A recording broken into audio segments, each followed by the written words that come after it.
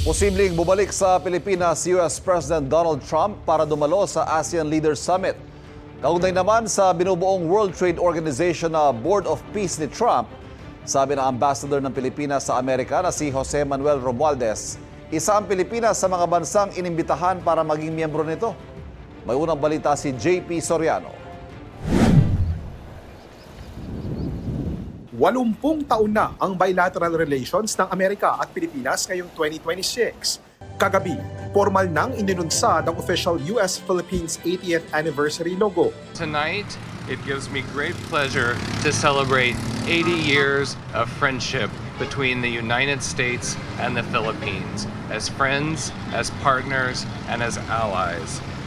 We are bound not just by a shared history, but by values and the true bonds that connect our people. Here is to the next 80 years. Mabuhay. Mabuhay. Mabuhay.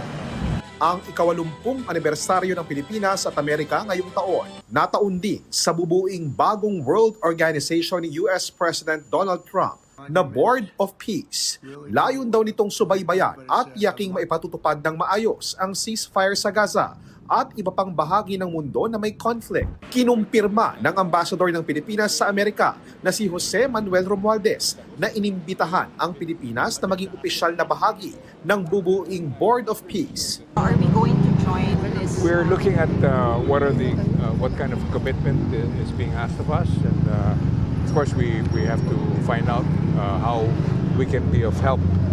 We've always been for finding a way to contribute in any kind of peace effort. So if this is something that the Philippines can be part of, then very likely we'll accept the invitation.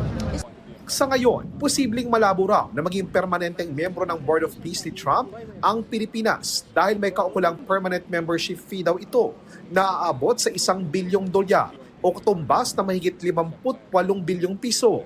Kung hindi pinansyal, paano nga ba makatutulong ang Pilipinas sa Board of Peace? Maybe we can contribute our human resources or something along those lines. Kamakailan, nagpatupad din ang Amerika ng visa suspension sa 75 bansa, kabilang ang 4 na bansa na kapitbahay ng Pilipinas, ang Cambodia, Myanmar, Laos at Thailand. Hindi kasama ang Pilipinas. Tingin ng US Embassy lalakas pa ang ugnayan ng Amerika at Pilipinas. Ito ay sa gitna ng mga ipinatutupad na paghihigpit sa immigration policies ng Trump administration. Host country ngayong taon ng ASEAN Summit ang bansa at ayon kay Ambassador Romualdez, posibleng bumalik ng Pilipinas si Trump para dumalo sa ASEAN Leaders Summit. Ito ang unang balita, JP Soriano para sa GMA Integrated News.